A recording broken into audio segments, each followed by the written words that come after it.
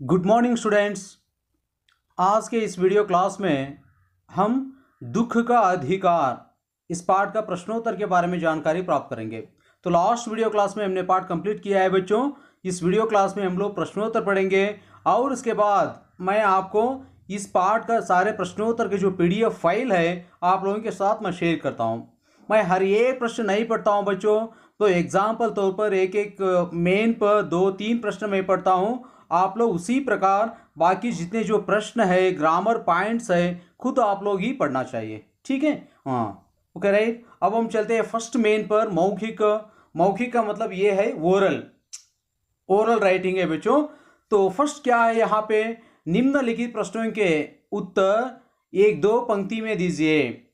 First question क्या है, किसी व्यक्ति की पोशाक को देखकर हमें क्या पता चलता है। तो देखिए बच्चों, हमेशा मैं आप लोगों से यही कहता रहता हूँ, ये एक वाक्य प्रश्नोत्तर लिखते वक्त उस प्रश्न में कौन सा प्रश्नार्थक शब्द है इसको निकाल कर आंसर का जो वर्ड है वही वर्ड वही स्थान पर लिख के सेंटेंस कंप्लीट लिखना चाहिए, तब ये सेंटेंस कंप्लीट आंसर बनता है। कैसे, तो देखिए, किसी व्यक्ति की पोशाक को देखकर हमें क्या पता चलता है। इस क्वेश्चन सेंटेंस में, इंट्रोगेटिव सेंटेंस में हमें क्या पता चलता है, जो क्या शब्द निकाल देंगे, आंसर का वर्ड क्या है वही वर्ड हम लिख कर आंसर कंप्लीट लिखना चाहिए।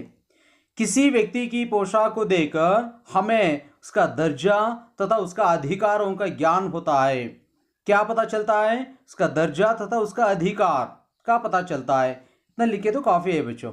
सेकंड क्वेश्चन देख लीजिए, खरबूजे बेचने वाली स्त्री से कोई खरबूजे क्यों नहीं खरीद रहा था।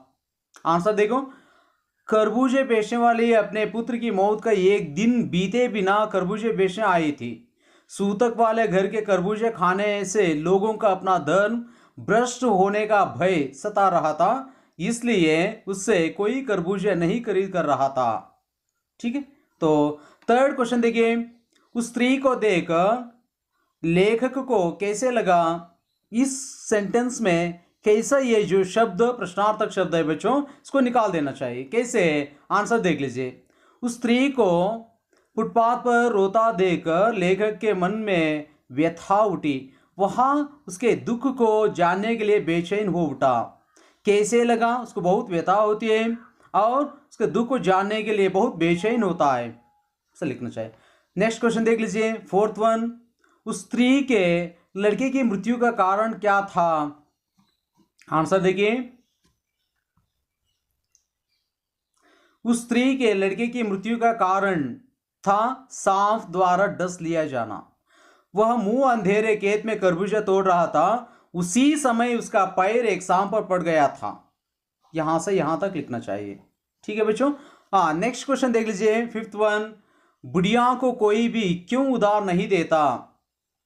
आंसर देखिए, स्त्री का कमाऊ बेटा मर चुका था, अतः पैसे वापस न मिलने की आशंका के कारण कोई उसे एक अन्नी दो अन्नी भी उधार नहीं देता। यहां पर लिखित यानी यहां से लिखित स्टार्ट होती है बच्चों, यहां पर ओरल क्वेश्चन एंड आंसर समाप्त होती है। ठीक है, तो लिखित में देखिए, फर्स्ट पेन का प्रश्न, निम्नलिखित प्रश्नों के उत्तर 25-30 शब्दों में लिखिए। फर्स्ट क्वेश्चन क्या है, मनुष्य के जीवन में पोशाक का क्या महत्व है। मनुष्य के जीवन में पोशाक का क्या महत्व है। आंसर देखिए बच्चों, मनुष्य के जीवन में पोशाक का महत्व है। पोशाक ही मनुष्य की सामाजिक और आर्थिक स्थिति दर्शाती है। पोशाक ही मनुष्य को मनुष्य में भेद करती है। पोशाक ही उसे आदर का पात्र बनाती है तथा नीचे झुकने से रोकती है।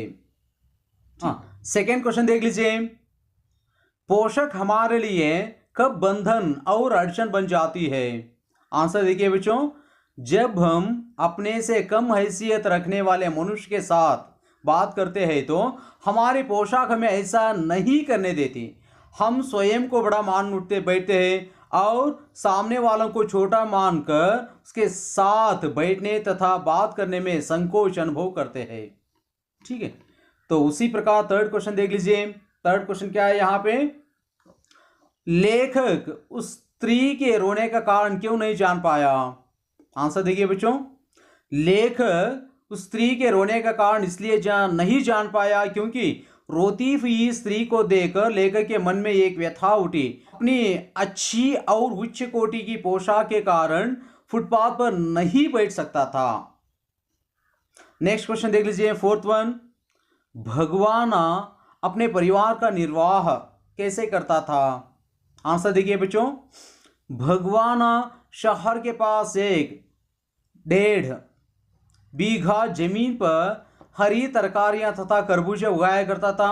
वहां रोज ही उन्हें सब्जी मंडी या फुटपाथ पर बैठकर बेचा करता था। इस प्रकार वह कचियारी करके अपने परिवार का निर्वाह करता था। ओके, देख लीजिए फिफ्थ वन। लड़के की मृत्यु के दूसरे ही दिन बुढ़िया खरबूजे बेचने क्यों चल पड़ी? आंसर देखिए बच्चों, लड़के की मृत्यु के दिन ही खरबूजे बेचने जाना बुढ़िया की घोर विवशता थी। शाम के ढसे लड़के की झाड़ फेंक कराने, नाग देवता की पूजा और मृत्यु के बाद अंत्योष्टि करने में हुए खर्चा के कारण उसके घर में अनाज का दाना भी न बचा था। तो इस वजह से लड़के की मृत्यु के दूसरे दिन ही बुढ़िया खरबूजे बेचने चल पड़ी। यहां से यहां तक लिखना चाहिए बच्चों। तो हम चलेंगे नेक्स्ट क्वेश्चन, सिक्स वन। बुढ़िया के दुख को देखकर लेखक को अपने पड़ोस की सम्राट महिला की याद क्यों आई? आंसर देखिए, लेखक ने बुढ़िया के पुत्र शोक को देखा।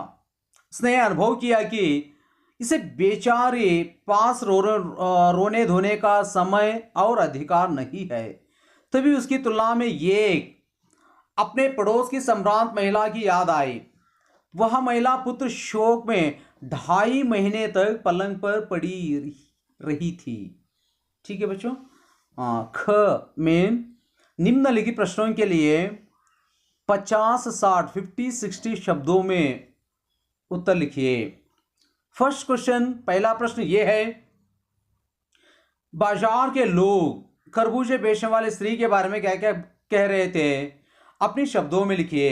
देखिए बच्चों, टेक्स्ट बुक में अलग जो सेपरेट वर्ड्स में दिया है, आप लोग सोच समझकर खुद अपने वर्ड्स में लिखना चाहिए। आपकी ओन सेंटेंस में यहां पर लिखेंगे। ठीक है, तो एक बार ट्राई करके देख लीजिए कैसे लिख सकते हैं आप। मैं आपको दिखाता हूं। तो आंसर देख लीजिए यहां पे उत्तर। बाजार के लोग तरबूज बेचने वाले महिला के बारे में तरह तरह की बातें कहते हुए ताने दे रहे थे और दिखा रहे थे। उनमें से कोई कह रहा था कि जो बुढ़िया कितनी बेहया है, जो अपने बेटे मरने के दिन ही खरबूजे बेचने चली आई। दूसरे सज्जन कह रहे थे कि जिससे नीयत होती है अल्लाह ही वैसा ही बरकत देता है।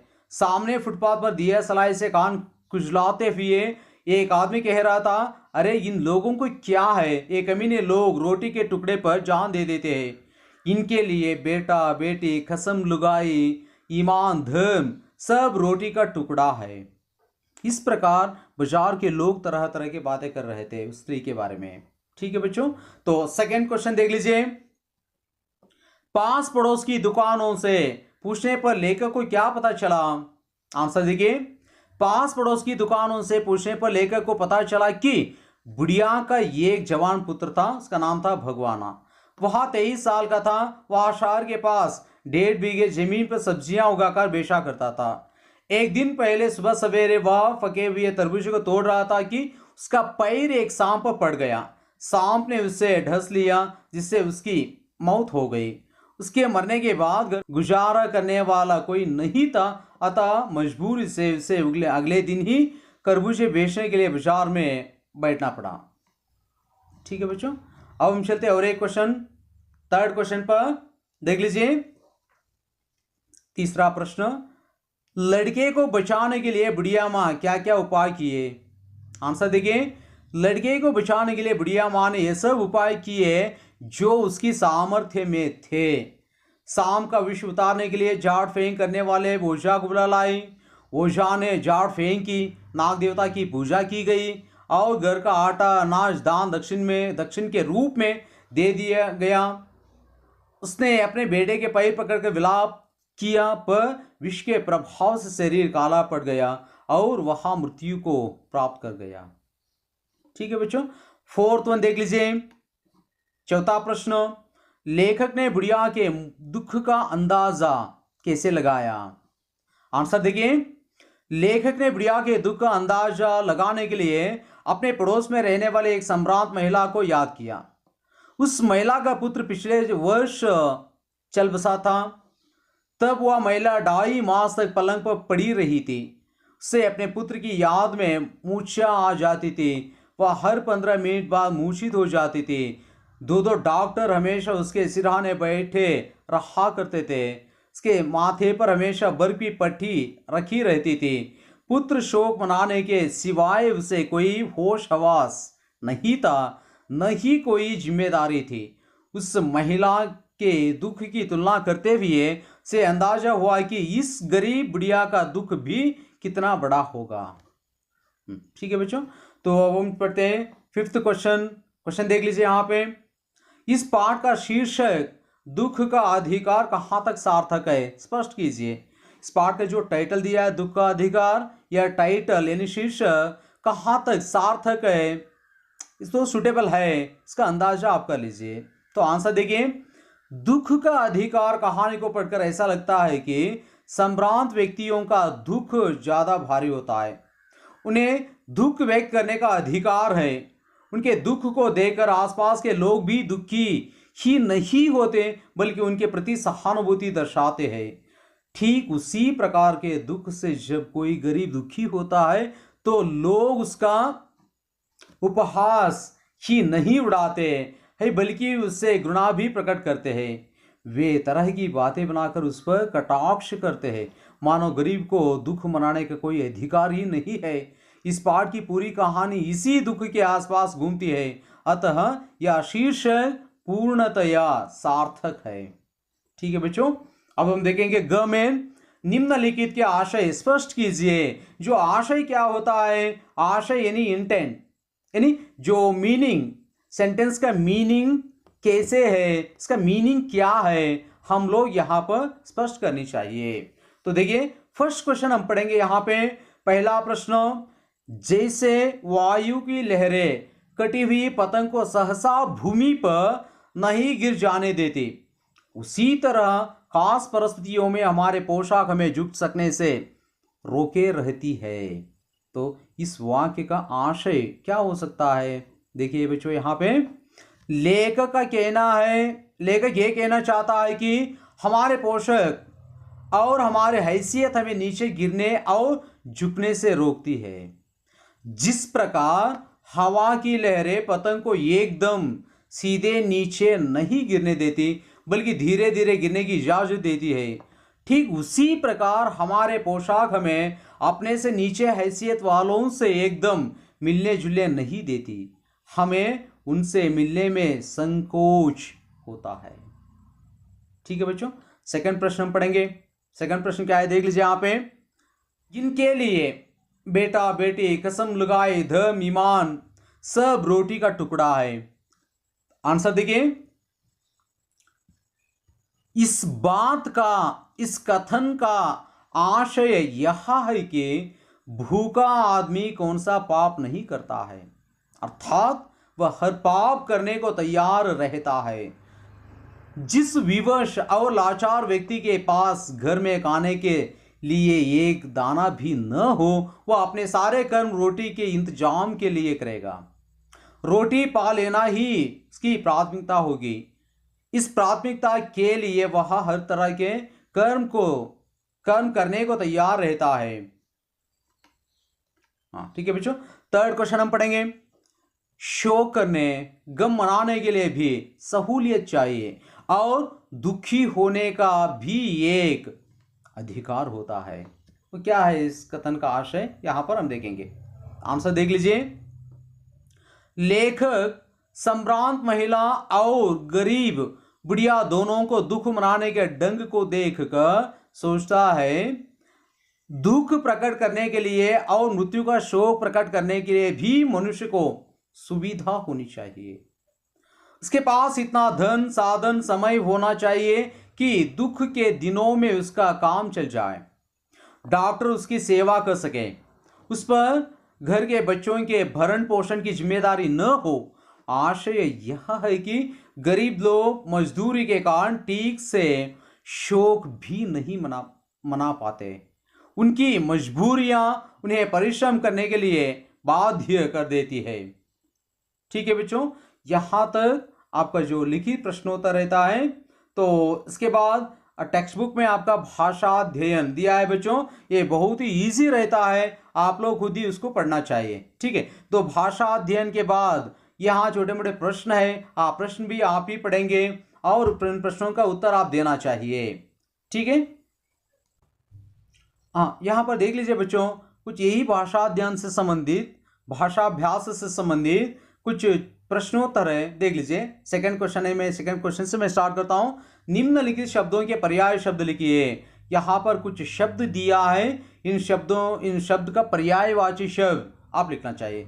ईमान, बदन, अंदाजा, बेचैनी, गम, दर्जा, जमीन, जमाना, बरकत, ये सारे शब्दों का पर्यायवाची शब्द यहाँ पे मैं लिखा हूं बच्चों। उत्तर में आप देख सकते हो, इधर क्या है। देखिए, ईमान ईश्वर पर विश्वास रखना, सच्चाई यानी धर्म। बदन का मतलब ये होता है शरीर, तन, काया, देह। अंदाजा अनुमान यानी बेचैनी। अधीरता परेशानी, गम दुख शोक। दर्जा यानी श्रेणी होता है, स्तर। और जमीन धरती वसुधा। और भूमि भी लिख सकते हो आप। जमाना समय युग। बरकत समृद्धि रुद्धि। ठीक है, तो अब देख लीजिए थर्ड क्वेश्चन क्या है। निम्नलिखित उदाहरण के अनुसार पाठ में आए शब्द युग्म को छान कर लिखिए। यानी जो वर्ड कॉम्बिनेशन दिया है बच्चों, ये वर्ड कॉम्बिनेशन जो है आप लोग सेपरेट करके लिखना चाहिए। ये एग्जाम्पल तौर पर दिया है यहाँ पे, एक बेटा बेटी। आप उत्तर देख लीजिए। फक्कर, कसम ईमान, धर्म ईमान, पास पड़ोस, पोता पोती, झाड़ना फूंकना, दान दक्षिण। और लिपट लिपट कर, चन्नी ककना, दुआ नचवन्नी, रोते रोते, पहुँचते पहुँचते, 15-15, छूनी भूसी। ये सारे शब्द युग्म है, किताब में से लिया है बच्चों, आप ऐसा ही लिखना चाहिए। ठीक है, अब हम चलेंगे फोर्थ वन, चौथा प्रश्न। पाठ के संदर्भ के अनुसार निम्नलिखित वाक्यांशों की व्याख्या कीजिए। वाक्यांश ये होता है प्रेज। ठीक है, तो व्याख्या करना चाहिए। व्याख्या करना मतलब कि जो जिस संदर्भ में इस वाक्यांश को यूज किया है, यहां पर हम स्पष्टीकरण देना है बच्चों। ठीक है, क्या क्या वाक्यांश यहां पर है, इधर देख लीजिए। बंद दरवाजे खोल देना, निर्वाह करना, भूख से बिलबिलाना, कोई चारा न होना, शोक से द्रवित होना। ठीक है, तो एक एक वाक्यांश हम यहां पर आरसी यानी रेफरेंस टू कॉन्टेक्स्ट के रूप में हम देखेंगे। फर्स्ट वन क्या है, बंद दरवाजा खोल देना। बंद दरवाजे खोल देना, अच्छी और उत्तम कोटि की पोशाक को देखकर लोग प्रभावित हो जाते हैं। इस प्रभाव में आकर वे ऐसी पोशाक धारण करने वालों के मुश्किल लगने वाले वे काम कर देते हैं जो कठिन मान जाते हैं।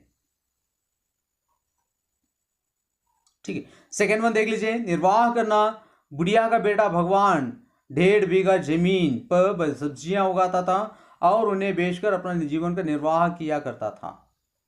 भूख से बिलबिलाना, बुढ़िया के पोते पोती जानते थे कि जो उनके पिता की मृत्यु हो गई है, पर भूख का दुख उनके लिए से भी बढ़कर था।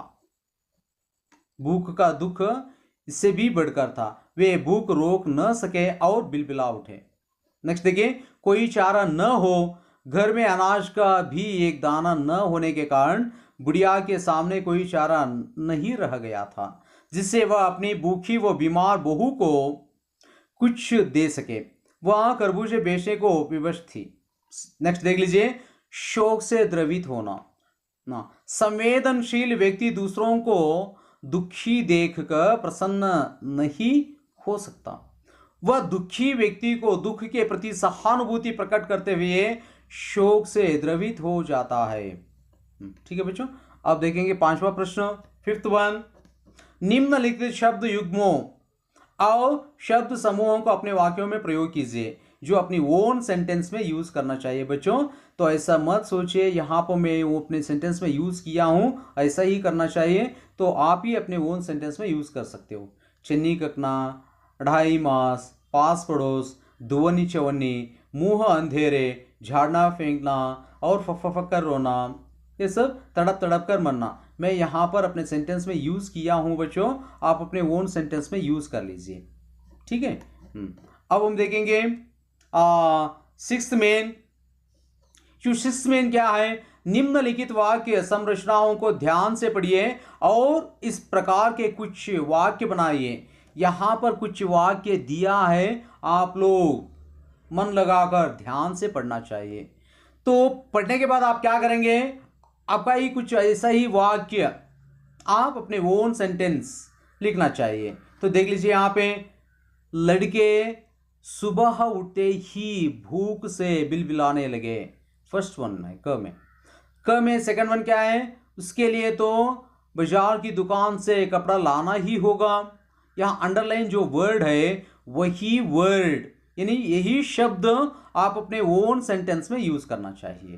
थर्ड के देखिए, चाहे उसके लिए माँ के हाथों के चन्नी कंकना ही क्यों न बिक जाए। थर्ड ख महाप्राण यानी ख में देखिए, अरे जिससे नियत होती है अल्लाह भी वैसे ही बरकत देता है, वैसी ही बरकत देता है। सेकंड देखिए, भगवान जो एक दफे चुप हुआ तो फिर न बोला। ठीक है, तो आंसर मैं यहां पे लिखा हूं बच्चों, आप अपना ओन आंसर लिख लीजिए।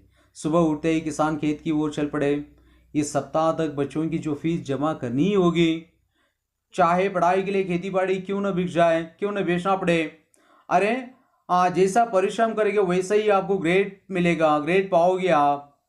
ठीक है, जयंत को जो एक बार नशे की लत लगी तो फिर वह आजीवन न छूटी। आप अपने ओन लिख लीजिए। ठीक है, तो इसके साथ ये पार्ट यहाँ पर समाप्त होता है बच्चों। तो योग्यता विस्तार से संबंधित कुछ यहाँ पर प्रश्न दिया है, ये प्रश्न आप लोग स्वयं लिखना चाहिए। या प्रश्न पढ़िए, प्रश्न का मतलब क्या है आप जान लीजिए, और इंटरनेट की सहायता से अपने अभिभावकों की यानी पेरेंट्स की मदद से आप इनका उत्तर ओन लिखना चाहिए। मैं प्रश्न पढ़कर आपको बताता हूं। फर्स्ट क्वेश्चन क्या है, व्यक्ति की पहचान उसकी पोशाक से होती है। इस विषय पर कक्षा में चर्चा कीजिए। एक व्यक्ति का पहचान जो है उसकी पोशाक से ही होता है। इस विषय के बारे में कुछ पॉइंट्स आप खुद लिखना चाहिए। ठीक है, सेकेंड क्वेश्चन देख लीजिए, यदि आपने भगवान की माँ जैसी किसी दुखिया को देखा है तो उसकी कहानी लिखिए। जो भगवान की माँ है, बेचारी बढ़िया औरत, खरबूजा बेचने वाली औरत, वैसे ही माँ ऐसे दुखी औरत के बारे में आप अपने ओन सेंटेंस में ये एक स्टोरी यानी कहानी लिखना चाहिए। ठीक है, तो नेक्स्ट देखिए, थर्ड क्वेश्चन क्या है, पता कर लीजिए कौन सी सांप विषैला होता है, डेड पॉइजन होता है। आप लोग सिर्फ आप ही खुद ढूंढना चाहिए कौन सी सांप विषैले होते हैं, पॉइजन होता है। इसके चित्र कलेक्ट कीजिए और इसके बारे में थोड़ा सा इंफॉर्मेशन लिखिए। तो इसके साथ ये पार्ट हम लोग यहाँ पर समाप्त करते हैं, और एक क्लास में काव्य खंड से एक काव्य पद्य के बारे में, कविता के बारे में हम लोग जानकारी प्राप्त करेंगे। ठीक है बच्चों, थैंक यू वेरी मच।